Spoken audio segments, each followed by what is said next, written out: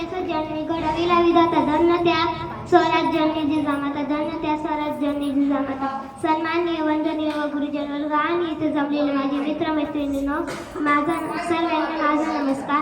आज मी आपल्या समोर महाराष्ट्राच्या मातीमध्ये रोवलेली प्रहार काढून माऊलीच्या गुलाबगिरीच्या छाताडावर प्रहार केला, त्या म्हणजे राजमाता जिजाऊ यांची यशोगाथा सांगण्यात उभी आहे. आज 12 जानेवारी हा राजमाता जिजाऊ यांचा जन्म. 3 जानेवारी त्यांचा जन्म 12 जानेवारी हा राजमाता जिजाऊ यांचा जन्मदिवस. प्रथम या थोर मातेस माझा मानाचा मुजरा.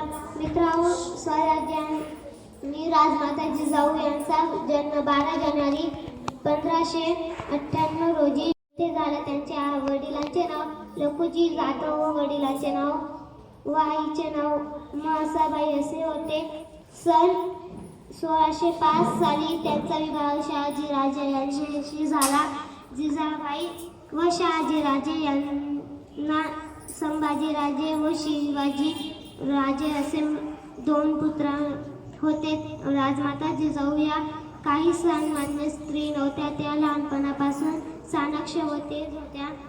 मित्रांनो, राजमाता जिजाऊंना त्यांचे थोरले बंधू दत्तोजी यांनी तलवारबाजी, घोडेस्वारी, त्याचबरोबर राजकारण, न्यायनीती यांचे सुद्धा धडे दिले. व एवढे बोलून माझे 2-3 शब्द संपत्ती. जय जय.